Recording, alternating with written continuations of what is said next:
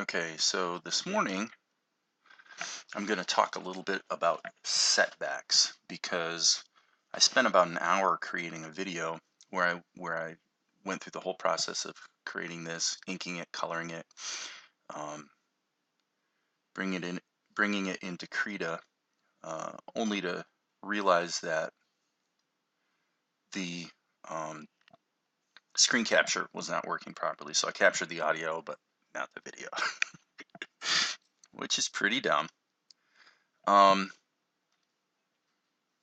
And it, what that made, it's kind of tempting to get mad. Then I thought, it's really amazing how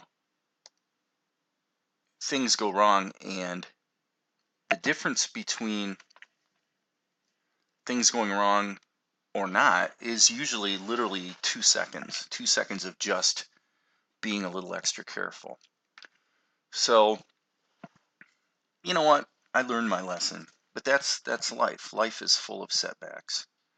Um, so let's talk about Quasimodo, and I'm going to try to recreate this because I think it was a useful video. And um,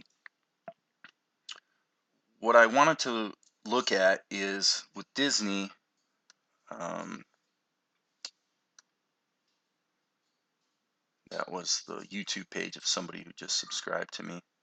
Thank you, new subscriber, by the way. Okay, so I actually don't want to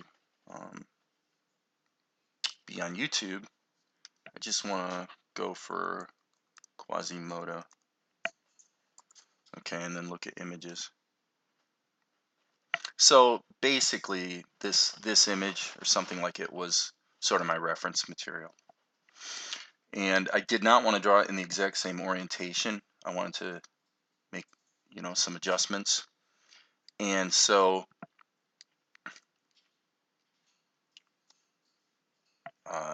because I want to understand, kind of I want to get in the head of the artist, if you will. And in order to do that, it's important not just to copy. What I find is when you just copy, um, things tend to for some reason you don't learn. Whereas if you change it a little bit, and then, in other words, you're trying to copy what they did in their head as opposed to literally copying every line, right?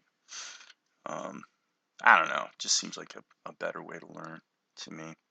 So anyway, I think I'm a little scatterbrained mainly because it was disconcerting to completely create this whole video and then find out it doesn't exist at all. It's gone. Got this half-hour video that's all me talking and no video at all. Which, for animation, the visuals are kind of important. So anyway, what I'm going to do is bring down the blue screen pencil layer and just basically show you what I observed. What I observed is their ink lines are sort of a rust color everywhere on the face, and then everywhere else could be looked at as sort of a really dark olive sort of color. Notice they do have somewhat soft shadows. So we'll bear all that in mind when it comes time to ink. So in this case, what I'm going to have to do is just sort of show you step by step what I did. So first of all, I noticed that the Disney illustration does have black ink in the eyes. However, the rest of the face was all this sort of rust color. Okay, so now what I'm going to do is I'm going to make a little adjustment here because after I got away from it for a bit, I noticed that this deformity, if you will, in Disney's version is very round. Okay, I'm having a problem. So this is a good example of where you just need to slow down. Just slow down. Okay, let's lock the blue pencil layer so that it is not possible to accidentally grab those blue lines. And now I'm going to apply a little bit of the smoothing tool. Okay, so now I'm going to I'm going to turn on the ink for the rest of it and turn the blue pencil off. And so you can see this is what I got. And then what we're going to do is go ahead and render that. And let's hit F3 to save it. And we're going to save it as untitled.ping. And then we're going to come over here to Krita, open recent, untitled.ping. And okay, you weren't supposed to see that. So let's just start over here. Again, moving more slowly. F3. Okay, this actually should be saved here. Okay. Now, if I am correct, okay, that's what we were after. Now what I want to do is have a reference. So I'm going to actually, let's see if I can view image. Yep, I can view the image. And I'm going to go Alt Print Screen. And then just paste this into Krita. And then that's going to become my color reference. All right. So now let's add a layer below our drawing for color. And let's add a layer above it, which is going to have an opacity of about 15% that we're going to be using for shadows. So now what we're going to do is let's just hit Control click to sample that color, turn the reference image off, F for the fill tool, looks pretty good. Sample the skin, fill that in, fill that in, fill that in. Hair. By the way, it looks like this little spot got missed. Okay, let's look at the hair. The hair is sort of this rust color. Okay. And then he's got sort of this really dark shade for the eyebrows. Boom, boom. Okay, I'm just going to sample the shirt and sort of fake it as far as the collar goes. Okay, now let's, we definitely want to sample that color.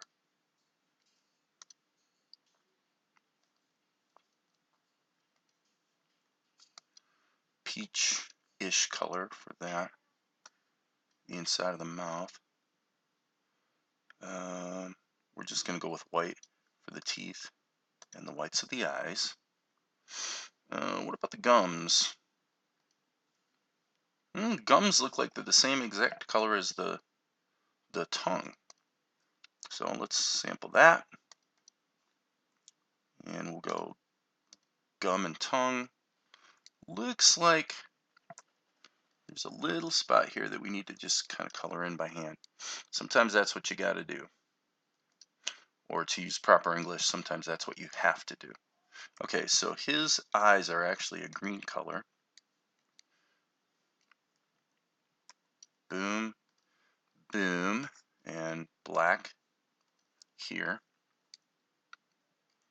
Okay, not horrible, but not exactly amazing either. So I'm going to sample the eyebrow color, and now we're going to go to our default brush, and I'm actually going to lower that to 1 pixel and make sure pen pressure is on. And now we're going to add a few details. Excuse me. And we need to go into the ink layer. And first thing I'm going to do is a little bit of erasure. Okay.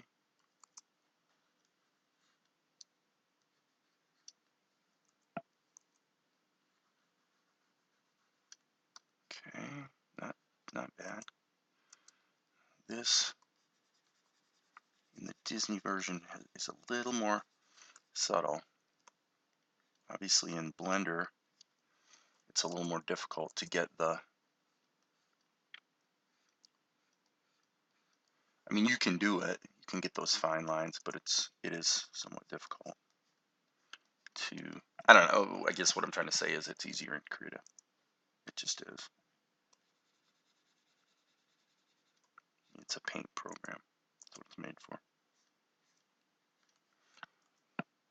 Okay, I'm going to go ahead and raise the size of my brush one pixel. Okay.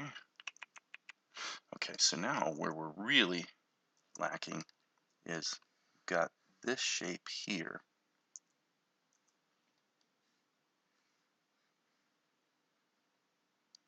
Okay, and I'm going to go ahead and sample this, and let's fill these two.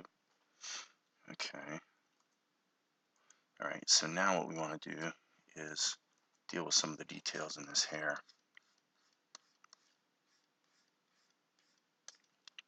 Okay, turn that down to 1.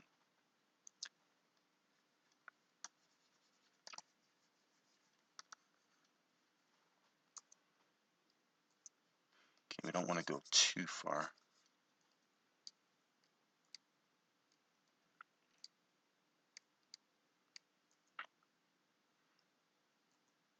Not bad. Okay, so we're going to have our shadow layer, but I also want to have, just for completeness, definitely want to have the whites of his eyes in there. Or not the whites of his eyes, I mean the reflection.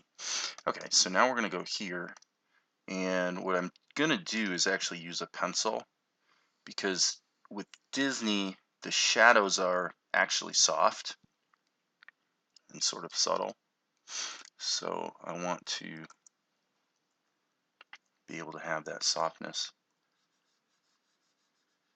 And I notice that this whole region around the hair has that sort of softening going on. Looks like their shadows are slightly darker. So I'm going to go with that. Okay. And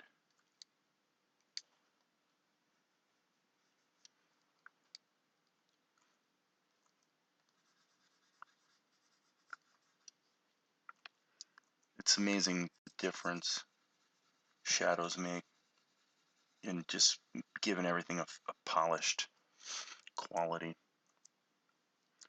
I'm going to go ahead and use shadowing under his nostrils. Even though what Disney did was they actually have a solid color there, but that's okay. We don't have to do everything exactly the same way they did, right? Okay.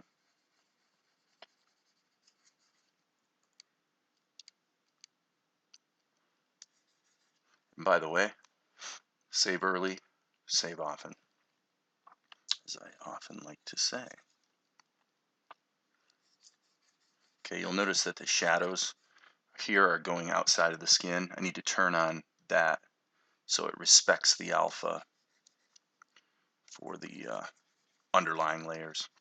And by the way, just so you know, that will not work. If you turn this layer on, it will effectively deactivate that issue of, it's hard to see here, but you'll notice right here that the shadow's coming back. And the reason for that is that how it respects the alpha is completely dependent on what is underneath.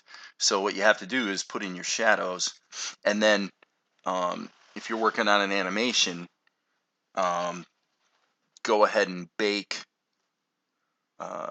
these all down to a single layer, and then at that point you can turn your background back on, and it will look, I mean, the shadows will then be locked to the alpha channel as you want them to be. You know, in other words, you get the result that you intuitively were looking for. Now there is one thing that I noticed here. I'm gonna do a little bit of, I'm gonna just, I just want to give that a more delicate handling. Okay, same thing here. So I'm just going through, and you know, admittedly it's a lot of work. If this was animation to do this on every frame, yep, it's a pain. It's pain, but for the moment, you know, hey, we're just going for the Disney aesthetic. Okay, this is what's missing right here, that region. And since we have to do that, let's choose, it looks like it's the same rust color that we used in our outlines. So I'm just going to grab that color and let's just see if we can deal with this somewhat efficiently. What I'm going to do is, let's just take a peek here. Okay, so what they did was they had that, and they also had that. Now, and I'm just going to raise that color just a little bit so it's different. Okay, and it's not filling perfectly because the shadows are already there, and since I have Krita using the content of all layers to determine where it puts fills, that means I have to go in and sort of do some fixie-uppy by hand. No big deal. All right, so Control 0 to look at it at actual real size. Not happy totally with the tongue. Boy, it's amazing the subtlety they achieved. It's just really mind-boggling to think about how much work went into every single frame of this movie, you know. But you know, that's what you do if you want to do amazing, great work. And obviously Disney's been doing pretty great work for a long, long time. All right, so I'm going to go ahead and save that image so I can use it as my YouTube video thumbnail. And with that, we are going to stop.